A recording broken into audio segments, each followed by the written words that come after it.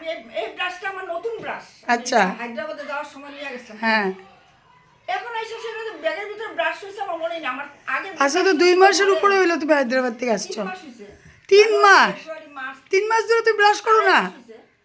কিন্তু ব্রাশ করি। আমার আগের যে ব্রাশটা ছিল এটাতে করি। আর আমি ভাবি আমার ব্রাশটা তো নরম ছিল, এটা শক্ত কেন হয়ে গেল। এখন ব্যাগটা ভাগ্যতে ব্যাগটা খুলে দিয়ে আমার ব্রাশ নতুন ব্রাশটা এনে দিছি। চিন্তা করো 3 মাস ধরে এই পুরানা কবেকার ব্রাশ, এই ব্রাশ দিয়ে ব্রাশ করছে। ভাবছিলাম একটা ব্রাশ কিনে আনলাম, ভাগ্যতে আনি নাই কিনা। ভিডিওটা শুরু করছি অনেকদিন পর ঘর থেকে। ব্রাশ দিয়ে মার কাণ্ড কারখানা দেখে মা আজকাল খুব ভুলে যায় সব জিনিস। এই জাস্ট বিট বিট বিট যে আমরা খাই, বিট হাতে নিয়ে বিটের নাম মনে পড়ছে না, এটাকে কি বলে লাভ নেই। বয়সের সাথে যেটা হয় আমাদেরই আজকাল মেমোরি পাওয়ার লস হয়ে যাচ্ছে, আর কিছু বলার নেই। খাওয়া খাদ্যর থেকেই এগুলো হচ্ছে। তো আজকের ভিডিওটা আমি এখান থেকেই শুরু করছি। সময়ের সাথে তোমাদের সকলকে অনেক অনেক ওয়েলকাম। অনেক দিন পরে ঘর থেকে ভিডিও করছি। ঋষি যাওয়ার পর থেকে না আমার ভিডিওই করতে ইচ্ছা করে না, কেমন জানি ঘরের ভিডিওগুলো আমার একদমই করতে ইচ্ছা করে না। যাই হোক, আজকে করতে আবার ইচ্ছা করলো। তো এখন আমি ঠাকুর ঘরে এসেছি, স্নান টান সেরে পুজো দিব। তারপর আজকে একটু বোনের ঘরে যাব। তোমাদের দাদাভাই যাবে না, সৃষ্টি, আমি আর মা যাব। আমার বোনের শাশুড়ির শরীর খুব খারাপ, তো একটু দেখতেও যাব আর একটু দিনটা স্পেন্ড করব। ভালো লাগছে না ঘরে। আমাদের এখানে গতকাল না প্রচুর বৃষ্টি হয়েছে। আজ দেখো ফুটফুটে রোদ উঠেছে। রোদ দেখে আমার মনটাই ভালো লাগছে। বৃষ্টির পরে রোদ দিলে ওটার একটা মানে আনন্দই আলাদা। গাছের পাতাগুলো ঝকঝক করতে থাকে, এগুলো দেখে আমার খুব ভালো লাগে। দেখো এই গাছটা পুরো ধুলো ধুলো হয়েছিল, কি সুন্দর হয়েছে। গাছগুলো একদম স্নান করে নিয়েছে মনে হয়। হ্যাঁ, আর আমার একটা মজার জিনিস দেখবে, আমার ফার্স্ট অ্যাডিনিয়ামে কুড়ি এসেছে। দেখো, জানি না, এই যে দেখো, দেখেছো একটা কুড়ি কালো হয়ে গেছে। তো অ্যাডিনিয়ামে ফার্স্ট টাইম কুড়ি এসেছে, এটাও একটা মজা লাগছে। দেখেছো পাতাগুলো কি চিকচিক করছে একদম। দেখো এই গরমের দিনে বৃষ্টি নেমেছে, মার ঠান্ডা লাগছিল, তাই ঠাকুরকেও একদম কাপড় টাপড় পরিয়ে দিয়েছে। এটা অ্যাকচুয়ালি ভালো, নিজের মনের থেকে যেটা করে সেটাই ভক্তি করা হয় অ্যাকচুয়ালি। তো যাই হোক, মা এখন কাপড় পরিয়ে দিয়েছে ঠাকুরকে। ঠাকুরেরও ঠান্ডা লাগছে ভেবে। এটা হয়েছে নিজের মনের কথা, তাই না? যে আমার খিদে পেয়েছে, ঠাকুরেরও খিদে পেয়েছে। আমার ঠাকুরকে তখন ঠাকুর বলে মানে চিন্তাটা আসে না, তখন মনে হয় যে ঠাকুর আমাদের বাবা মাই। অ্যাকচুয়ালি এটা করে যে সেবা করতে ভালোবাসে, এটা উনার ভালো লাগে, মানে আমার মায়ের ভালো লাগে।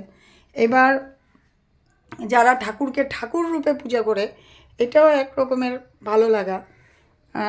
আমিও আমার মার মতনই কিছুটা, আমিও ঠাকুরকে বাবা মার মতো করেই দেখি। এর জন্য কোনো কিছু করতে এত ভাবি না যে এটা করলে পাপ হবে, ওটা করতে নেই। যেটা যখন মনে হয় সেটাই করি। তো যাই হোক, চলো পুজোটা দিয়ে নেই। কাপড়গুলো একে একে খুলে নিচ্ছি। সবাইকে আমার মা একদম ঠান্ডা লাগবে বলে একদম কাপড় জড়িয়ে দিয়েছে। চলো, আর আমার গোপু সোনাকে দেখো বাল্য সেবা দিয়েছিল, কি সুন্দর করে বসে আছে, দেখেছ? হ্যাঁ, মুকুটটা পরায়নি মা সকাল সকাল। আর তো আজকে দাদাভাই না, আমরা তিনজন যাচ্ছি ওই যে। আর আমাদের এখানে যেটা উবের অটো করে যাব আজকে। ওই যে দেখো আমাদের রাস্তাতেই একদম গলিতেই এসে গেছে। বোনের ঘরে যাচ্ছি, সব কাজ টাজ খাওয়া দাওয়া করিনি, ওখানে গিয়েই খাবো।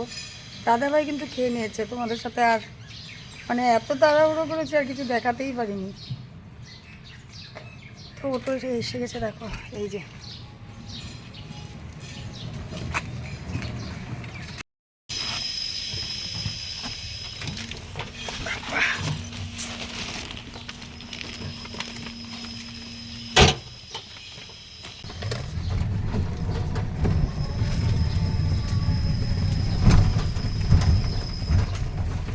তাহলে ওখানে গিয়েই আবার কথা হচ্ছে।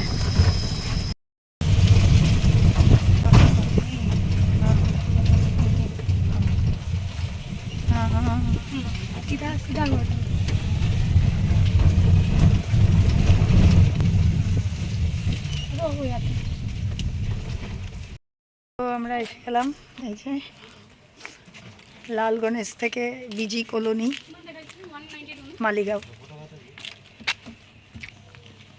ঘরে আর সাথে মানে বোনের ঘরে আসার কথা ছিল 12:30 থেকে 1টার মধ্যে, এসেছি এখন 1:45 বাজে।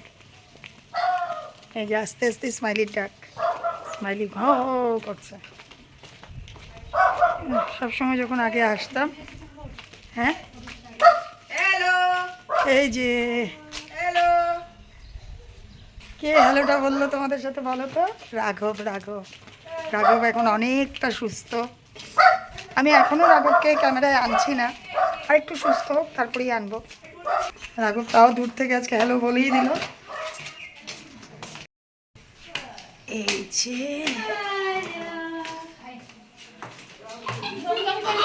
এই যে স্মাইলি। রাঘব স্নান করে শিব ঠাকুরকে জল দিচ্ছিল, আমি পিছন দিয়ে ছোট্ট করে ক্লিপটা নিয়ে নিলাম, ও বুঝতেও পারেনি। ভগবান কি শুরু করলো!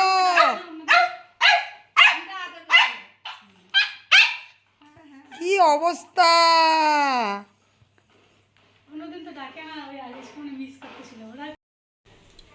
দেখো কি সুন্দর করে ঠাকুর ঘরটাকে একদম গাছ টাছ দিয়ে পুরো একদম স্বর্গ বানিয়ে রেখেছে। এত ভালো লাগছে আমার এসে। আর আমি ঠাকুর ঘরে এসেছি কেন, আমি স্নান করে এসেছি, তোমরা জানোই। আমি স্নান টান করে একদম খাওয়া দাওয়া তো করিনি, এখানেই খাবো। তো ঠাকুর ঘরে অনেক ঠাকুর, কিন্তু খুব সুন্দর করে ঠাকুর ঘরটা সাজিয়ে রেখেছে। আর তোমাদেরকে যেটা দেখানোর ছিল, ও দেখো নতুন করে ঠাকুর ঘরে রাম, সীতা, লক্ষ্মণ আর হনুমানজি বসিয়েছে। এত ভালো লাগছে আমার দেখে, ভাবলাম আমার বন্ধুদের সাথেও একটু শেয়ার করি। খুব সুন্দর হয়েছে ঠাকুরঘরটা, এখন আমার খুব ভালো লাগছে দেখে। তো চলো, গোপাল আছে, লক্ষ্মী নারায়ণ সবই আছে, খুব ভালো লাগছে ঠাকুরঘরটা। ঘরে এসে আমার এতটাই মাথা ব্যথা করছে, আমি বললাম একটু লাল চা কর, একটু লাল চা খাবো, তাহলে তারপরে ভাত খাবো 3টা 3:30 থেকে। সব জায়গাতেই এমন আলো, দেখো আলোর জন্য পুরো মুখটাই ইয়ে হয়ে যায়।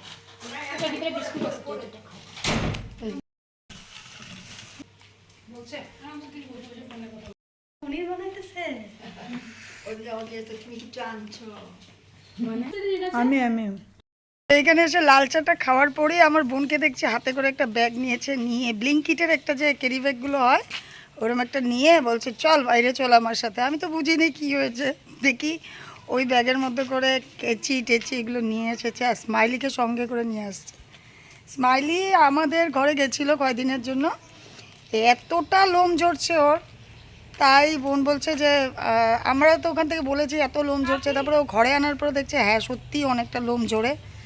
তারপরে বোন কী করছে, ওই পাউডার টাউডার অনেক কিছু নানান কিছু লোম ঝরার যাতে না ঝরে এগুলো দিয়েছে, তাও কমছে না। এবার বোন ধরে ওকে দেখো লোমগুলো কেটে দিচ্ছে।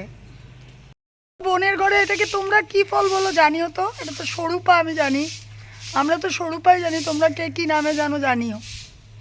দুপুরে খাওয়া দাওয়া শেষ করেছি, তোমাদের সাথে আর কিচ্ছু শেয়ার হয়নি গো, একদমই। মানে সে এতটাই শানুর সাথে যে রাঘবের সাথে গল্প করছিলাম, আর ছেলেও ভিডিও কল করেছে আর মাথার থেকেই গেছে গে। তো খাওয়া দাওয়া কমপ্লিট করেছি, তারপরে এখন দেখতে দেখতে সন্ধ্যাও হয়ে গেল। সন্ধ্যার সময় আমার বোন সন্ধ্যা দিয়ে সারা ঘর ধোয়া ধোয়া করে দিয়েছে, এত ভালো লাগছে পুরো। দেখো এদিকে ধোয়াটা, এত ভালো লাগছে, ঘরটা একদম ধোয়া ধোয়া হয়ে আছে। আমার তো খুব ভালো লাগে এরকম।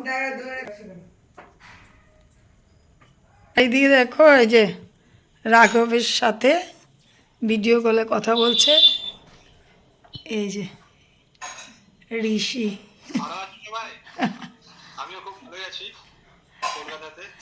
হ্যাঁ, মাছে ভাতে আছিস না ডিম ভাতে? মাছের ডিমের ভাতে। যাই হোক, আজ মঙ্গলবার ছিল, বোনের বাড়ির পাশেই একটা বজরংবলীর মন্দির আছিল। অনেকদিন শুনেছি বোনের মুখে, কোনোদিনও যাওয়া হয়নি। তো বিকেলবেলা বোনকে বললাম চল না একটু মন্দিরে যাই, বোনও রাজি হয়ে গেল। তো একটা টোটো নিয়ে চলে এসেছি মন্দিরে। শিব মন্দির আর বজরংবলীর মন্দির একসাথেই ছিল, মন ভরে পুজো দিয়ে নিলাম। এতটাই ভালো লেগেছিল, মন্দির বলে কথা, যে কোনো মন্দিরে আমাদের ভালো লাগবেই, সেটাই স্বাভাবিক।